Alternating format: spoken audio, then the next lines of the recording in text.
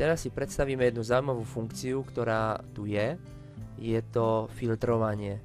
To znamená, ak hľadáte nejaký konkrétny výrobok, veľmi jednoducho si viete tento výrobok nájsť.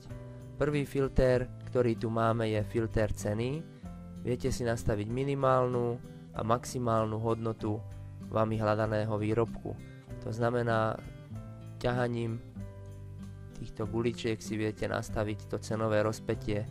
To znamená, ak chcete výrobok, ktorý stojí maximálne 100 eur, nastavíme si na toto číslo a tu sa vám vyfiltrujú už len výrobky, ktoré stoja od 0 do 99 eur. Všetky drahšie výrobky sa vám nezobrazia. Ďalej môžete hľadať podľa kľúčového slova, ak hľadáte nejaký špeciálny výrobok. Môžete hľadať podľa typu akcie, to znamená, či je tovar v akcii alebo ide o novinku.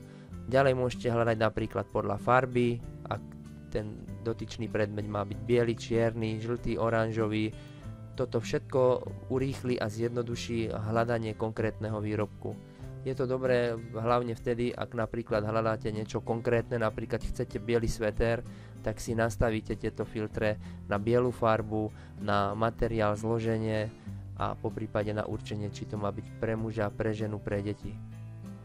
Pri hračkách je filtrovanie takéto.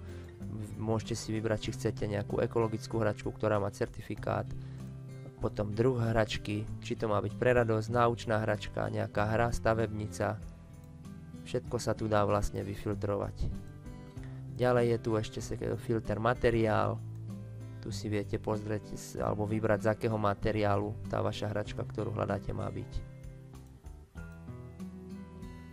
Viete si výrobky zoradiť od najnovších, od najstarších, alebo potom, aby sa zobrazovali abecedne. Poprípade podľa ceny vzostupne a zostupne. Toto všetko vlastne môže urýchliť to vaše hľadanie. Ak chcete filtrovanie zrušiť, kliknete na toto X-ko, všetky filtre sa vymažú.